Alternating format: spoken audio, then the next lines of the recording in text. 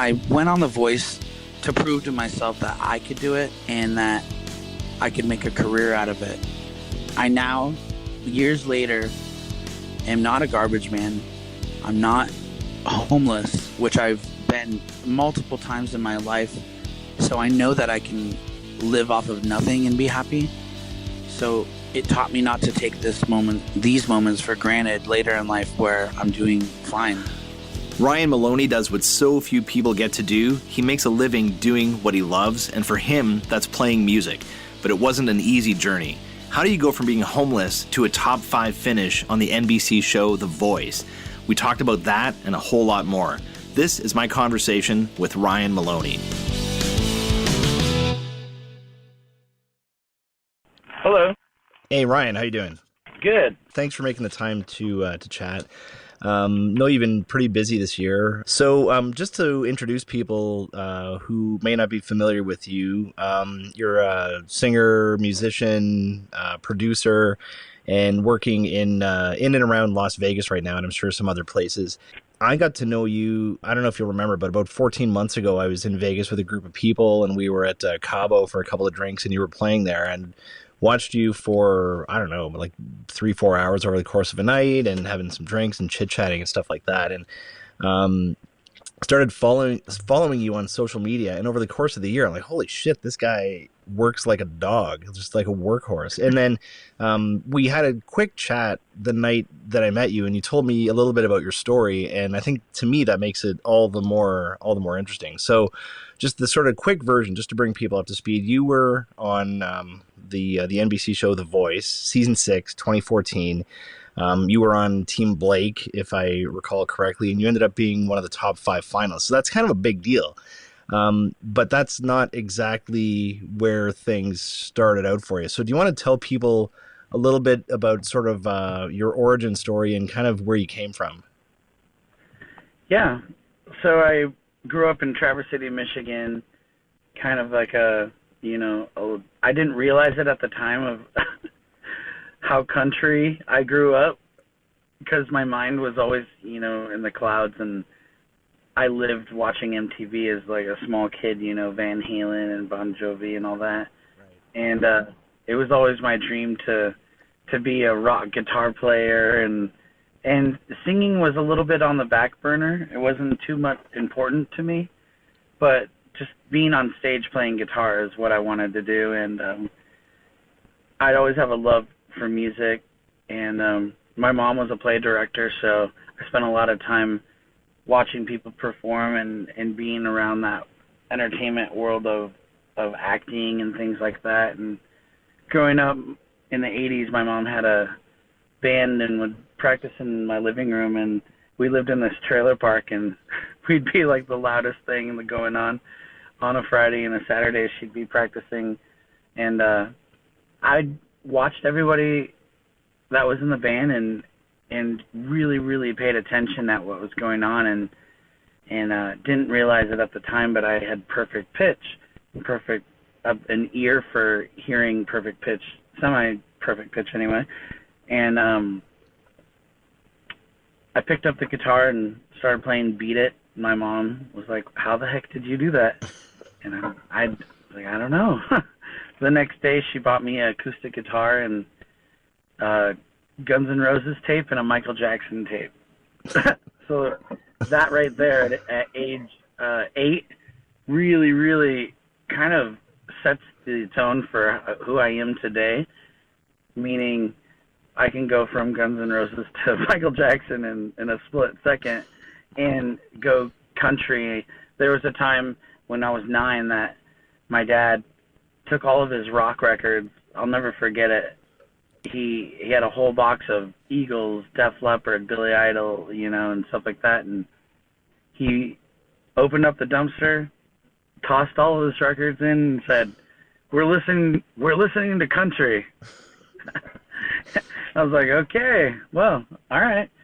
I didn't really mind. When you're a kid, you don't really think about that stuff. And then I had a love for country music growing up, and believe it or not, I was in a pretty successful rock band called Indulge that I started in 1999.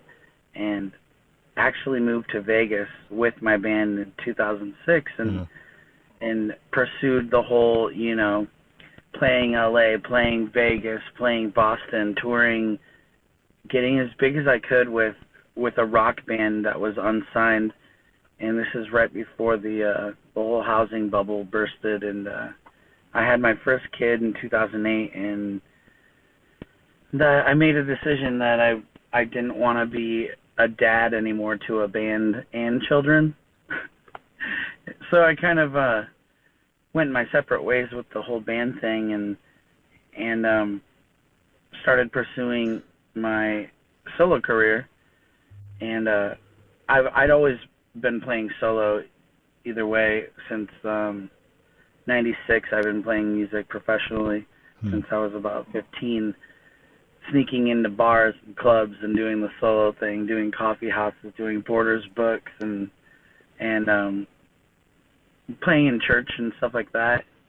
And then I decided to go into the country world around 2009, and I had listened to country pretty much my whole life. Even when I was in a screamo, rock band, I actually listened to country hardcore, which is kind of funny because you wouldn't imagine that. But to me, some of the best songwriting comes from, country songwriting. Not that, I wouldn't say the new stuff, the beer tailgate trucks on a Friday night type stuff, but, the really heartfelt songs that you want to change the channel because it's too real. It's ripping out your heart. Well, country music, the classic stuff does have more of a storytelling element, right? It's more where some of the rock stuff is more third person, arm's length, just about, love and relationships in general. With country, it's kind of like specific, like this is my situation, and like it just seems more kind of raw, like you said. Yeah, the rock realm is, can be abstract, and sometimes it doesn't, you have to interpret it and try to figure out what's going on. But in country music, it's like looking at a glass of clear water, It's kind of like Lifetime television in song form. It just gets right to the point, and things get real quick. So your rise though, through, and obviously get a guitar at 8, practicing, professional around 1996. So get an idea of the amount of work and practice that you're putting in, but it wasn't a straight line going up. If I recall from our conversation, there were some highs and some lows, and I believe you did a stint as a garbage man as well. Yeah, my whole life is pretty interesting. And so at age 16, I was kicked out of school, and my parents kicked me out over an overdose on mushrooms. Wow. Which was one of those stupid moments that you make a decision and have no clue what's going to happen. With me, it was a life-changing moment that forever put me on a path of my own lone wolf, one-man wolf pack. So from age 16, I've been on my own. I've lived in my car, a lot of times to reflect on life decisions, and I've built myself from the bottom many times, and I didn't talk to my parents till I was 20 from age 16, and I earned their trust later in life, and my dad was a garbage man, and I've never met more of a hardworking man than my dad, and he really, really taught me, rain or shine, the show goes on. And he always told me, if you want to be successful, have a backup plan, get your CDL license, become a garbage man. I know you don't want to do this, but you can go anywhere in the country and start making more money than working at, Hot Topic. Like right. Most musicians that work at a guitar store and make, nothing. And I listened to him. I became a garbage man, and it was the smartest thing I ever did, because it funded my first album, and I spent $16,000 on my first album all by myself, and a lot of hard times of being from the partying rock star to waking up at 4 a.m. and having to be responsible. But it was something that I'd never take back, because I apply that work ethic to my life now and throughout my whole career since. Sorry to get off track, but so I was a garbage man, and I was working in Michigan, and then I went to Boston for a little bit and decided to do the solo acoustic thing. I really didn't like Boston that much. So I called my band up and I said, hey guys, what would you think if I picked you up right now, took a chance, and we went to Vegas? I literally, on Thanksgiving, picked up my whole band in a van, had no money, went to Vegas. We were all homeless, living in this crazy Emerald Suites, all of us, and we built ourselves from nothing, and immediately decisions in a band is kind of like high school.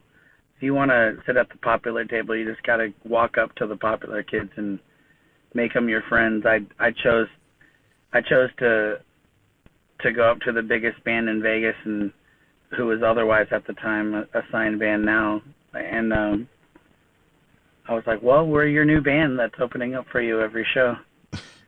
And Adrian, the lead singer, is like, what? Who are you? I'm like, don't worry about it. We got it. Yeah, so we started playing in front of, thousands of people right away in Vegas. And Wait. So that worked? Yeah, it worked. Why would they say yes? I can sell a ketchup popsicle to a woman in white gloves. I used to be a telemarketer. Oh, yeah.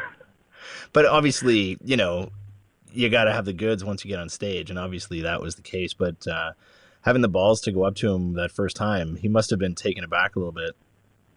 Oh, yeah, definitely. But we were two different flavors, and, I've always been my own person, my own kind of unique brand, so it wasn't a threat or anything.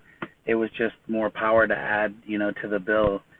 So you guys get your first gig, and then how long do you play with those guys, or what comes next? Is there any kind of you guys have some cash rolling in, but how does it go from there? Cash rolling in, that's funny. Well, I'm like, so, what would the band make in a typical show like that? 0. Really? You're just playing just for awareness, eyeballs? It's even worse. The heart of a musician is something special. You can spend your whole life savings on a guitar and an amp and all your equipment to go to a gig and make 0 money, because your glory is the hope and faith that someone's going to listen to you and discover you.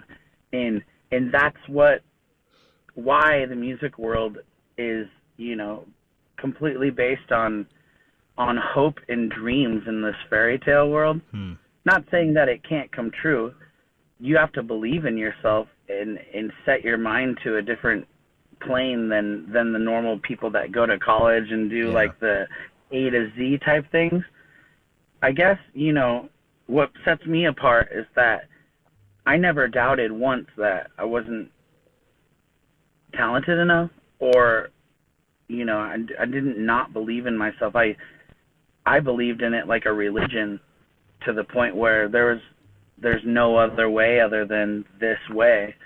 So it's kind of like choosing a road. Like, you don't veer off the path, you just stay on the road.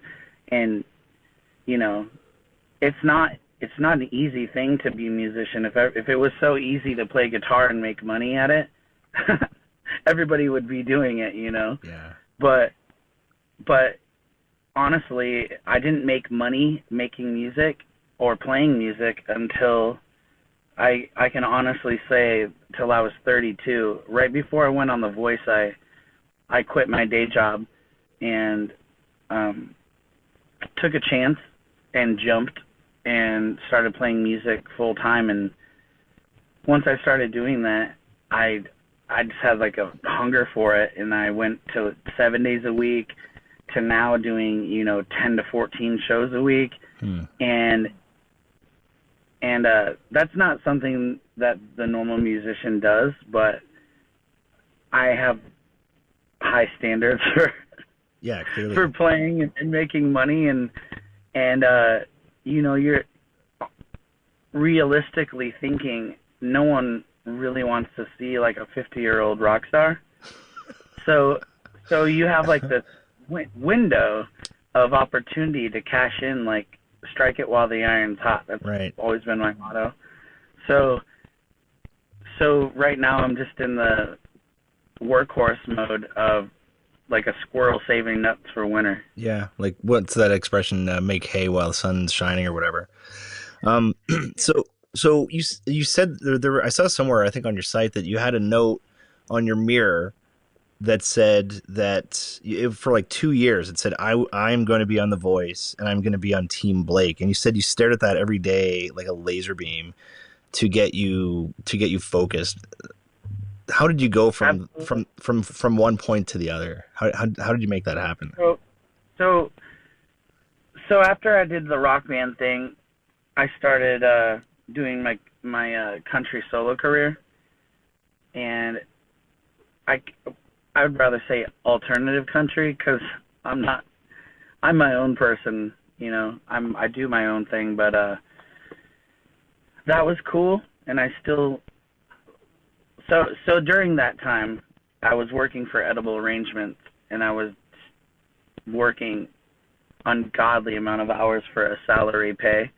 I had 2 kids at the time, and me and my wife weren't doing good at the time, and she wasn't supporting my country decision. And I saw the first episode of The Voice, and as soon as that Voice show came on, everyone I knew started calling me up going, "You should go on The Voice, you should go on The Voice." And something snapped in my brain. It was like as clear as, day. I'm gonna go on The Voice, and I'm gonna go on Team Blake. It came in my head, and there was like, it was absolution. It was just, that's what was going to happen. So I wrote it on my mirror, and I woke up festering on the songs that I would sing on The Voice, which was Rascal Flatts. And literally every day just imagined singing Rascal Flatts easy on The Voice, what I would wear, how I would speak, how I would talk, just the chairs turning around, 4 chairs, and it was like I was there already. In fact, for the next 2 years, that's literally all I festered on. And ironically, I started getting these emails from NBC, and I thought it was spam at first, so I was ignoring all these emails, just putting them in the trash. And then I started getting calls from Universal City and California, and I'm like, what's going on? So finally, they caught me and asked me if I wanted to do a private audition. And I was a little bit jaded at the time because I had tried American Idol, and it was one of the worst embarrassing experience I've ever had. No way. What happened? Am I allowed to No, yeah, talk sure. about whatever? Yeah. Oh, okay. So I stand in line at the Pasadena Rose Bowl for 2 days with 25,000 people. Almost got fired from my job, which was I was a garbage man, recycling guy, and my boss was Hitler. And I asked him for 2 days off to do the American Idol, and he's like, totally like a movie, like the bad guy. He's like, "You're never gonna be on that show, so why are you even going?" Jeez. Like, awesome, Thanks for the very pep much. talk.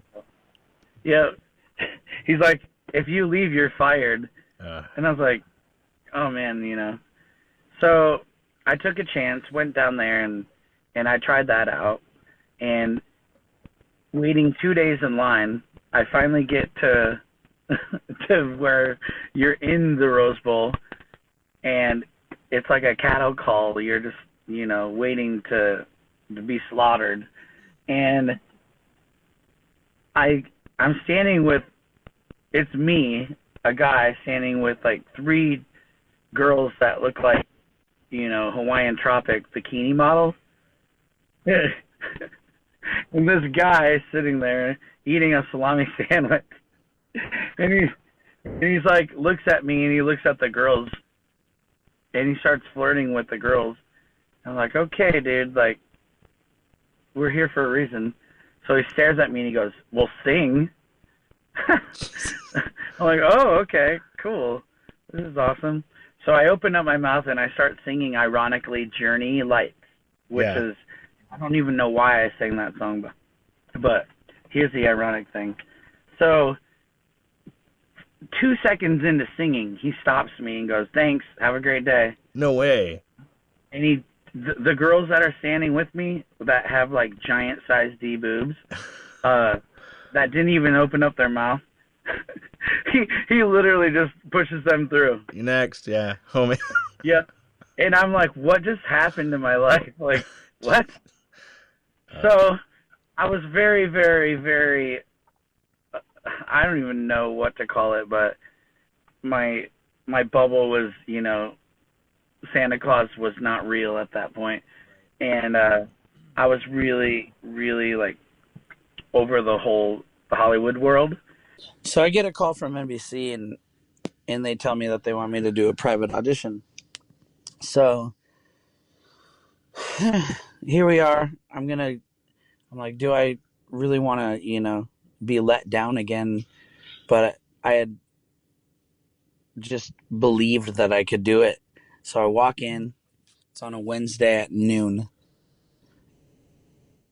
And I start warming up my voice to Chris Daughtry Home.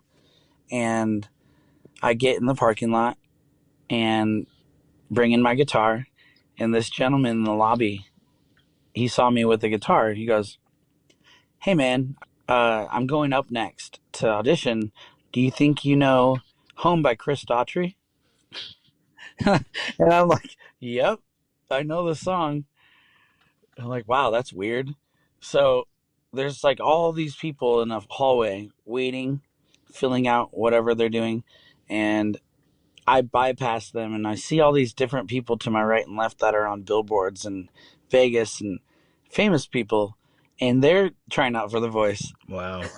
So I go in the room and there's the casting room, with a million cameras and lights and so I go in with him and plug in my guitar, and he says, hey, my name's blah, blah, blah, and I'm the best singer in Las Vegas. And he starts singing Home, and he's snapping his fingers at me like, go from the last chorus to the bridge to the outro. And I'm like, okay. So I play, and 20 seconds in, the director's like, oh, okay, better luck next year. Have a great life. And I'm like, shit. Now what do I do? I'm just standing here looking like a weirdo now. So I'm a little nervous because it's just bright lights and I don't even know who's behind them. And they're like, what's your name? I'm like, Ryan Maloney. And I'm like, can I do that song and give it a little justice? I'm like all nervous, but I'm thinking, what can I do to save the situation? Yeah. So I start singing the song and they're like, oh, cool. So they look up my file and they already have like info in like a whole biography on me in this, folder that they have. And they're like, okay, can you sing Journey? It's noon and I'm a musician that plays 7 days a week. The last thing you want to do at noon when you like usually sleep till like 4 in the afternoon. Steve Perry's voice. Yeah, I'm like, oh man, why is this my like? Why would you choose that of all songs? So I start singing Lights, and just to go back, that was the song that I sang at American Idol. Yeah, and they told you next after 2 seconds. Yeah. So I sing Lights, and they're like, great. Can you do Rascal Flatts? And how I sat for 2 years and practiced Rascal Flatts. So I sing Rascal Flatts, and then the next thing I know, they're like, cool. Well, we want you to do an interview on your life, and we'll see you in California. No way. And I'm like, what? That was that? Like, that was that easy? So I was immediately, so excited. I'm telling my mom and everything. And my mom, she's so protective. She's like, okay, honey, now don't build up your hopes because I don't want you to get hurt. Mm. I'm like, Mom, with certainty, I'm going to be on the show. I was like, I'm going to. I just know it.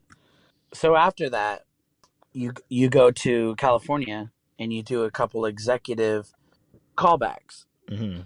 And this is scary because being by yourself and being asked to do something's fine, but when you're with 125 people that are of equal caliber or even higher, I'm not one to boast and be like I'm the best singer in the world. I just do what I do, which Mm-hmm. is different from most people. I'm a guy with a really high voice and with a raspy voice, and I sing everything, and you have to be a certain kind of person in order to have the balls to just sing in front of people and not really care what anyone thinks. And not everybody has that ability to just do that, and be on and not worry about what people and the critics are going to say. And in this day and age, people are so judgmental. It's it's not an easy thing to do. You have to be wired for that. But so here I am in California in Burbank at the Marriott, and everyone is singing in the outside, inside, people everywhere just singing at the top of their lungs, trying to, show off. Hmm. It's like a verbal pissing contest, if you will. Trying to And psych me, each other out. yeah, and sizing each other up, kind of like Right. prison, Go up to the biggest and baddest person and punch them out or whatever. Yeah. So, so that was a little intimidating, and but I was like, I'm more of the Yoda approach. I just kept my mouth shut until someone real told me to sing, you know, someone that worked there. And Hmm. I had already been singing that 7 times a week at this point. So for me, leaving and having a day off was like a vacation. Right. Now, the scary thing in reality is that you go away from your life and you go to California and you're not being paid for this. Right. So this was different for me because prior to doing The Voice, my wife had taken the kids and went to Florida to focus on, college and to change her life, and we were not kosher at the time. So So you guys are like separated. yeah, we were separated, and it was really really hard on me being away from the kids, but Oh I yeah. figured as an adult that is a musician, some people blame why they didn't go further in their life because they had kids or because this and that, whatever. And I was like, well, this is the perfect chance for me to focus my energy and put it in a positive direction rather than focusing on what I don't have in my life. Hmm. I'm like, there's no direction to go when you're at the bottom than up. So that was my, way of thinking is tomorrow's another day. Let's just make history remember you. So when I went in the room and did my songs for the record company, essentially The Voice is a record company that happens to be a television studio. Right. Universal Music is Universal Studios, Universal NBC, and you see what's happening. There's no record companies anymore that, are like real. And that's just my opinion. So everything is man-made cookie cutter, Mm-hmm. It's not like the 80s where you had bands that just were bands to be and they were discovered, It's like now we make it artificially. Right. But let me get back on track. Mm-hmm. So The Voice. So I do my songs and I get through, and so they asked me to come back in October. Now this started in March of 2013. I did the blind audition in October 2013. So this is all the way from March to October filming the blinds, and nothing was more nerve-wracking than this. I had developed insomnia because of my nerves, and all the pressure that TV puts on you is insane, and the weight thing, like every aspect of TV is just not like real life gigs, Yeah. It's completely different. So that was it was terrifying to me, and the fact that it's a 5 a.m. wake up call to do the blind auditions, and I was singing "Lights" by Journey at 10 a.m. in the morning. So we had weeks to practice, and I'll never forget the producer coming up to me right before opening the door. She's like, "I want you to turn 4 chairs. Can you do that?" And I was just confident, said, "Just open the door. Let's do it." So this is the real one. Like, this is the one on TV. This is the one on TV. Jesus. Like, I watched that about a month ago. And I would recommend people, I'll put the link to that in the show notes on the site, that they got to check that out and watch it.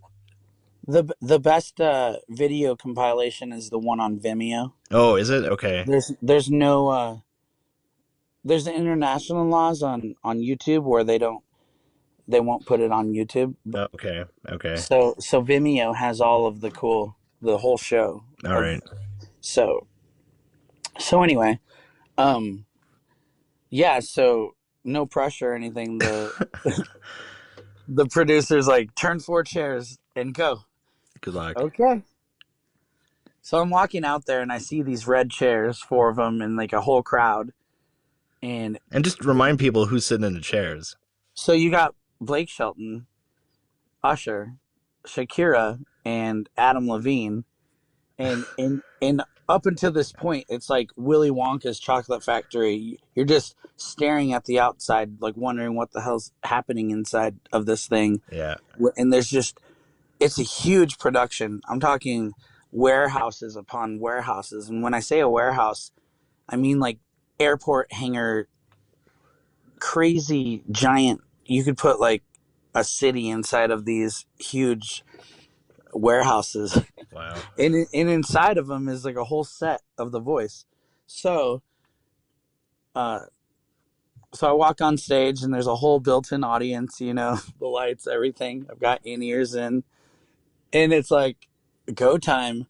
And I just, start singing and playing guitar, and then, 5 seconds in, boom, boom, boom, turn 3 chairs. And I'm like, don't even look at them because it'll psych me out. I'm like, I see them peripherally and I'm in disbelief. So what are you looking at this point? You pick a spot?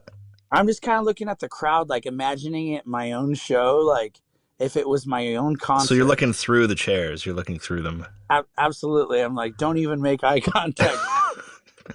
Because if I stare at you're gonna lock up anyone, I have no clue what I'll do. Because if you've ever met someone famous, it's like way interesting to see someone that you've seen your whole life on TV. It's like one of those Michael Jackson moments, like it's real. Yeah. So I ended my song, and then they start talking to me, and that's when, it's real and totally surreal, just completely surreal. But you did turn all 4 chairs. Yep, Usher turned at the last minute. He was the holdout. Yep. And what did he had some reason. What did he say? He said he was waiting for wanted you to earn it or something. Yeah, to see if I would continue to work for his chair turn. It's kind of being a dick, but whatever. It's cool. So And then it turns out that so Adam Levine says some very nice things about you. Says that your voice reminds him of Steve Perry, one of the badass singers of all time.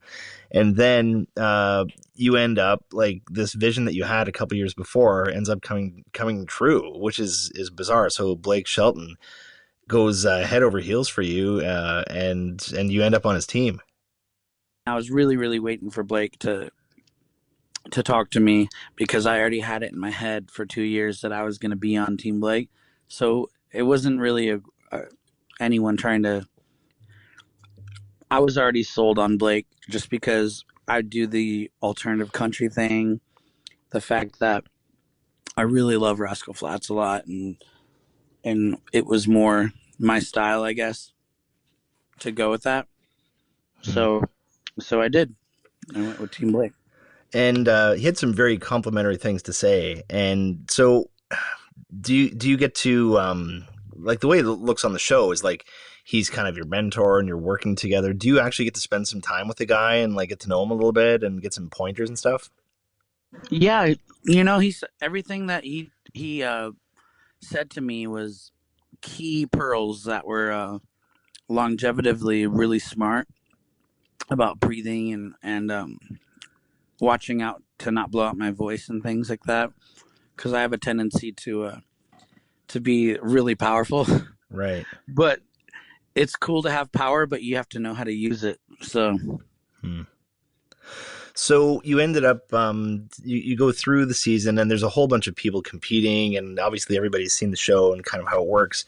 And you end up making it into basically the top 5.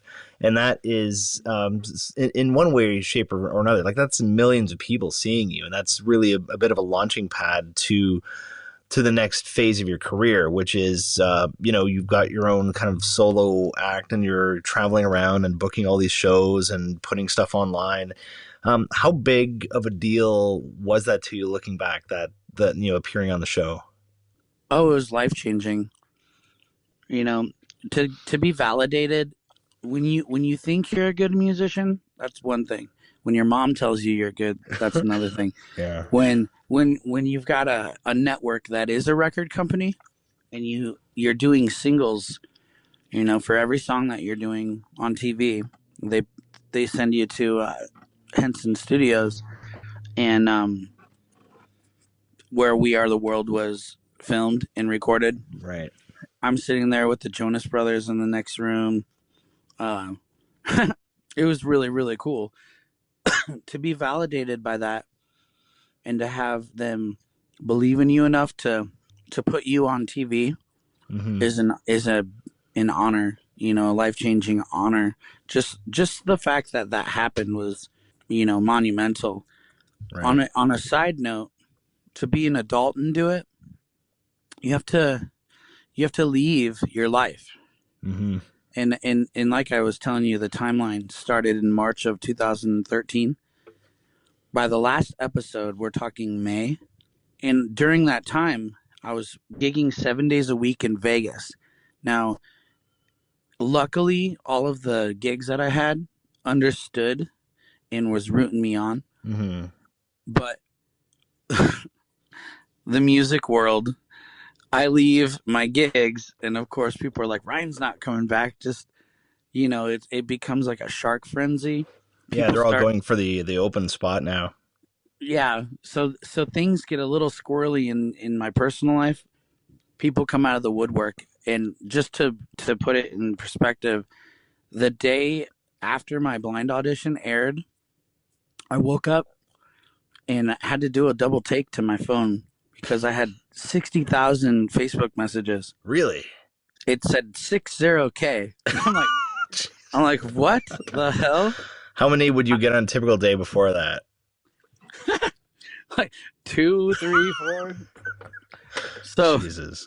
The problem with answering, once you even decide to start talking to people like, oh yeah, in that caliber of numbers, people don't stop talking to you. It could be like a full-time thing of answering people. Oh, and then you've got the consequences that if you have a conversation, Just imagine right now having 60,000 conversations, people just saying, "Hey, what's up? How's your day? What's it like to be with Blake?" Oh my Yeah. god. It's never ending. And then you feel like you're blowing them off if you stop talking, and it's like Yeah, it's all and awkward. then some people get really dramatic, like, Uh, "Oh, I thought we were friends." I'm like, "Okay, person in Brazil that I've never talked to that barely speaks Jesus. English." So one of the people on the show that year was Christina Grimmie, and how did you get to know her at all? Were you guys buddies You or? know, I had some really, really special times. Obviously, I knew who Christina Grimmie was before being on The Voice. It was something that everyone was talking about because they knew that she was opening up for Selena Gomez and doing all these things already, and that surpassed people's small town, never played a gig before lives, and Right. everybody walks in with different experience under their belt and with unique gifts. And Christina was one of those people that she was so humble and innocent. I'm sitting here like sneaking weed and like making pop can freaking bowls in the corridor, like hanging out. And she's like playing video games, like talking about Jesus and church, Really? and was like, "Oh, you shouldn't do that." I'm like, "Okay, well, I'm 30 something and you're like a pubescent teen. I like you. You just do what you do, and I'll do do Yeah, what I you do do." your thing. So, for people who aren't aware, she was doing a show. I don't know how long after this was, but a fan comes up and shoots her, and she dies. It was a huge thing on the news. Yeah. How does something like that impact you? Having shared the stage and had that sort of camaraderie, what does that do to you?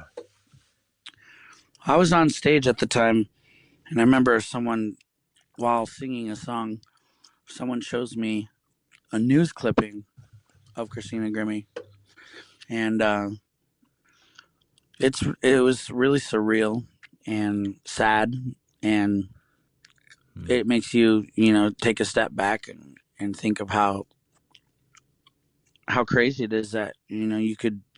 For me, The Voice seems like, I don't want to compare it to war, but you have like a veteran. Veterans understand each other mentally, which is why they're like in like that special camaraderie of understanding what it's like to be in the army and have done the same type of things.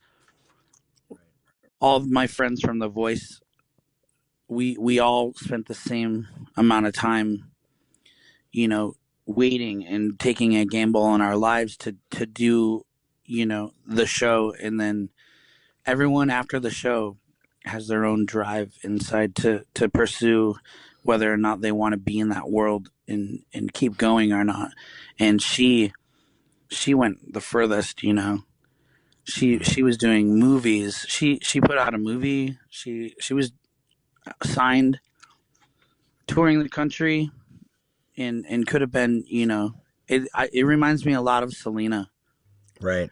where she was just On top of the becoming, world. yeah, she was just becoming huge. And then and you'll never know, you'll never know what she could have been. But Because I some did I lunatic shows up with a gun. yeah, it became really real when I did a tribute to her for Global Genes, and sang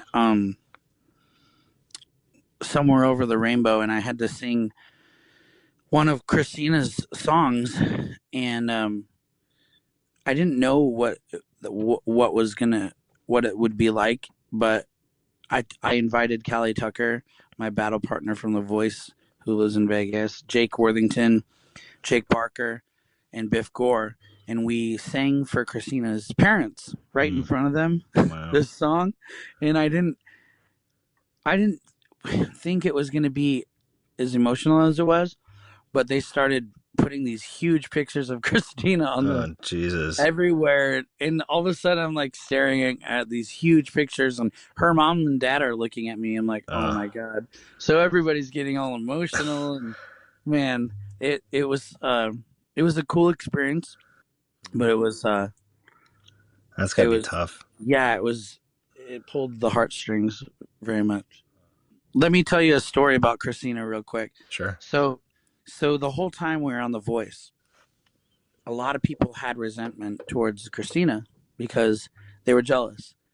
So as cool in numbers that she was to people around the world, I can't even imagine what it was like being secluded like she was. Because one, she was a little bit of a goody goody, and Right. she's a complete savant at being, as crafted and not totally pro. But if you knew her, she was like a magic card, total like dork. And we took a trip one day to the mall, while kind of like a vacation day, Yeah.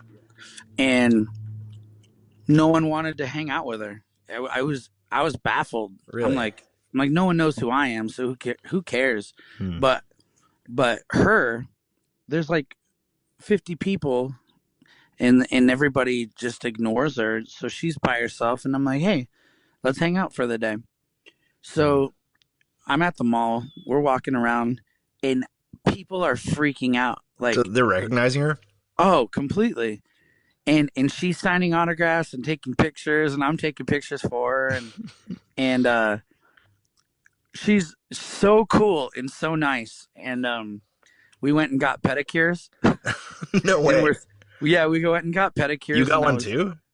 Yeah. How many pedicures had you had before that point? I had a crazy girlfriend that made me realize pedicures were like, Wow, the thing. Yeah. yeah. Wow.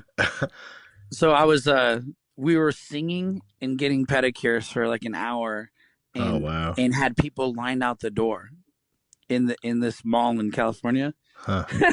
And it was just so much fun. What a great story. Yeah, and we went to this toy shop and started playing with Lord of the Rings things, and Huh. how I knew me and Christina were going to be friends is we were in the voice stage area getting ready to do some practicing rehearsals, and I had, while being on The Voice, this necklace with the ring, the one ring to rule them all, Right. around my neck. And she came up to me and she goes, is that what I think that is? And I was like, I don't know, what do you think it is? And she looks at me, and I'll never forget, she goes, the one ring to rule them all. So I took it off my neck, and I let her wear it for like weeks. Jeez.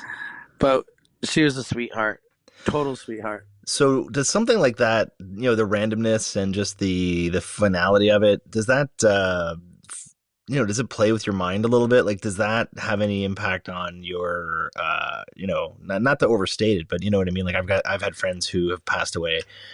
Does that impact, like, do you think about that often? Does it, like, how does it change your life view or legacy and all that?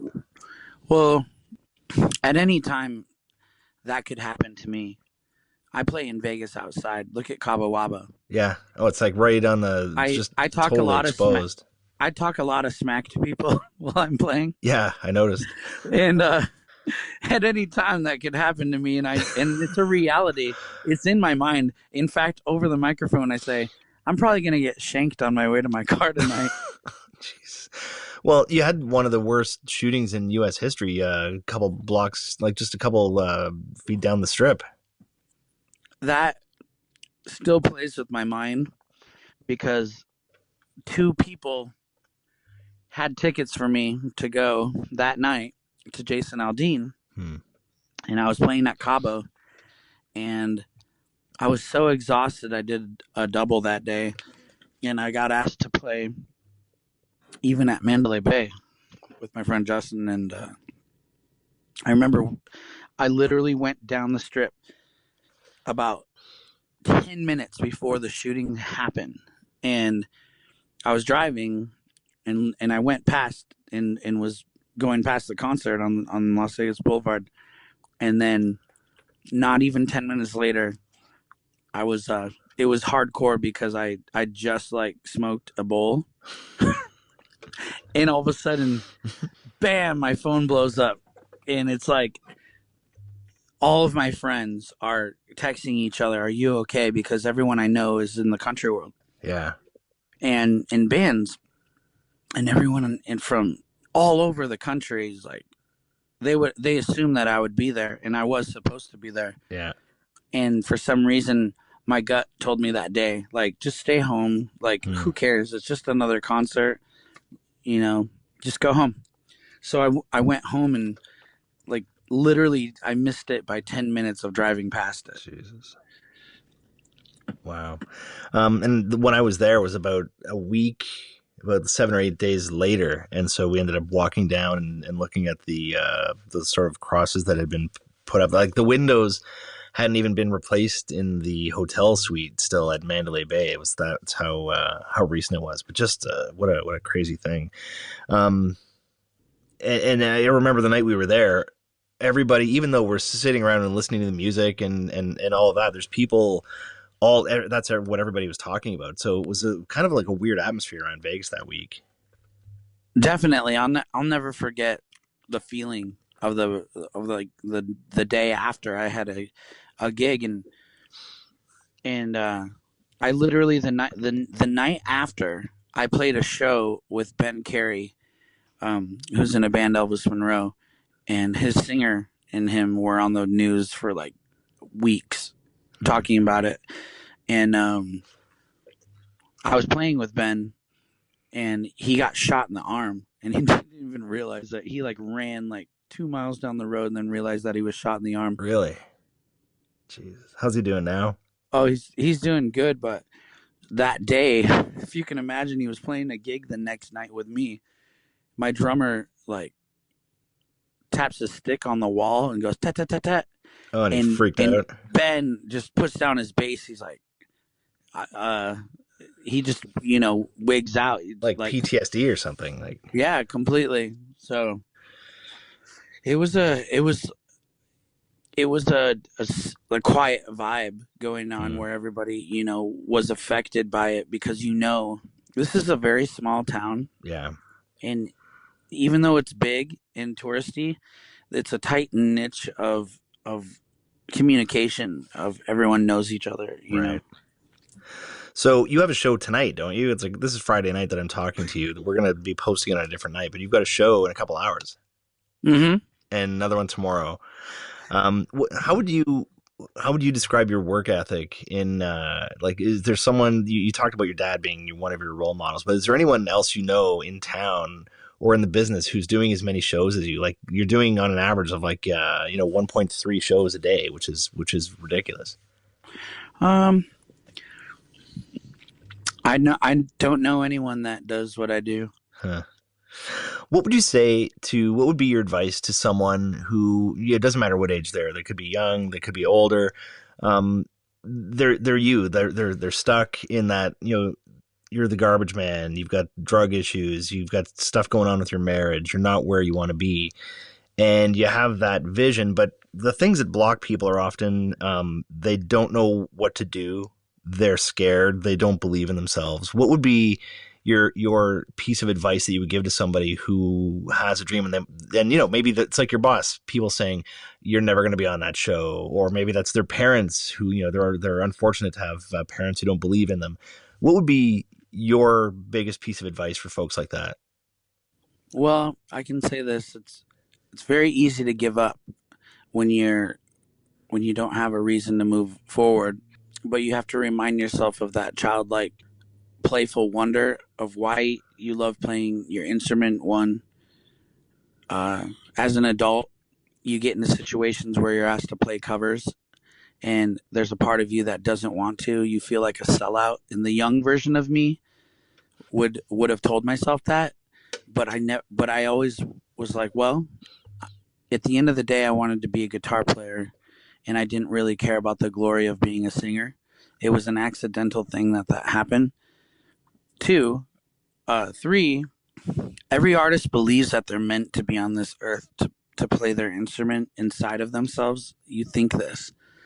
Sometimes when you're at that crossroads of wondering why you're still doing it or if you should do it, believe in yourself and know that you're meant to bring happiness through music and sound. And it might not, I play in Vegas and I do play a lot of covers, and it's not the life that I envisioned being in stadiums and doing this and that.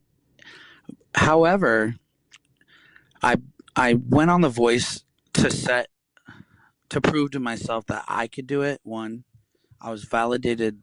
Two, and that I could make a career out of it and get my kids back and take control of my destiny.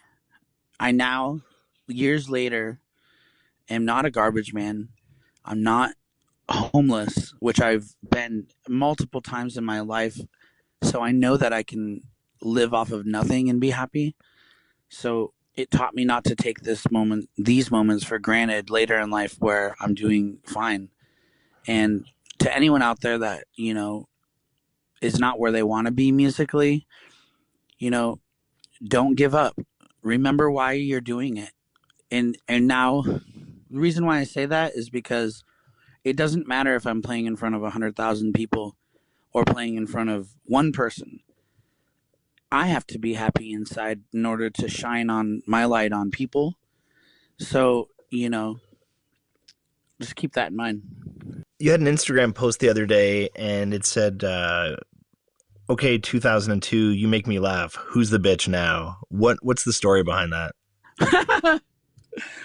I had a lot of people in my hometown that always didn't believe in me, and I was like the unpopular kid that in my yearbook. It says most likely to blow up the school because I was the total loser that everybody made fun of.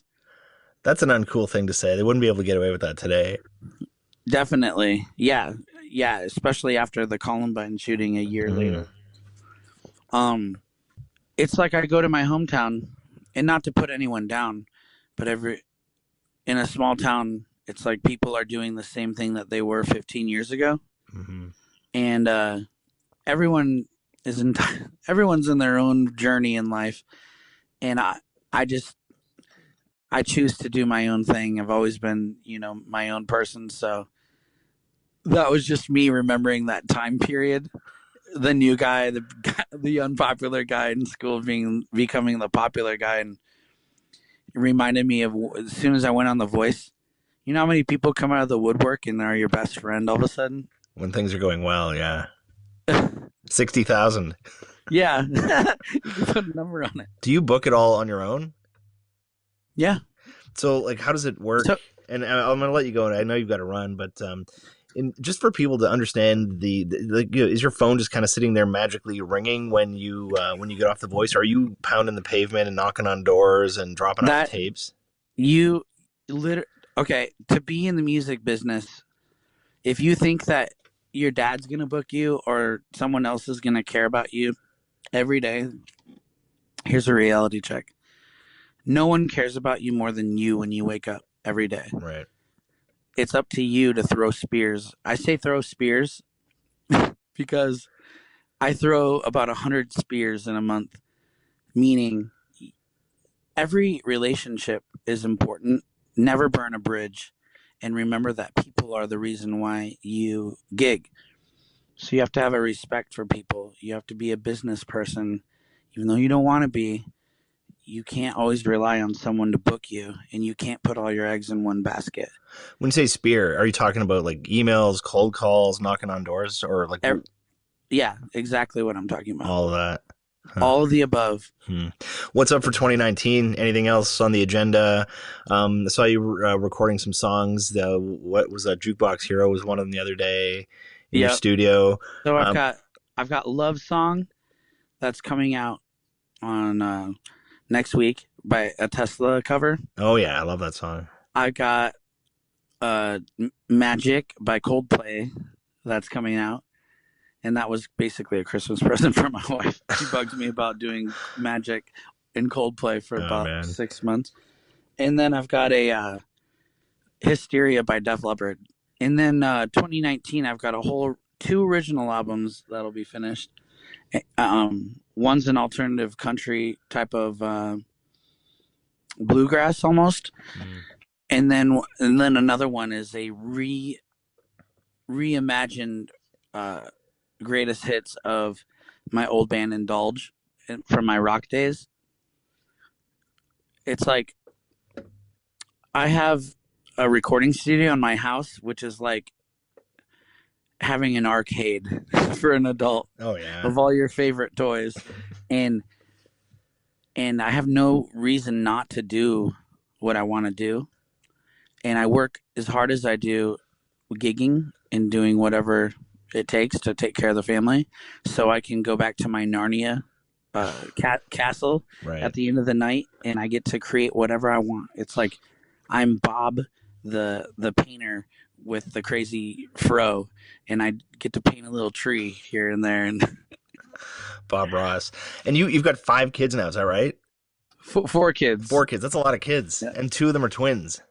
Yep. Jeez, that's got to be a handful. How old are they? 16 months, 10, and 7. Wow. Busy guy. And for anyone listening, you do a lot of stuff on Instagram Live. Like you'll just be sitting there and you start like you'll just play live bits of your gigs, right? If people want to check you out. Yeah, absolutely. Excellent.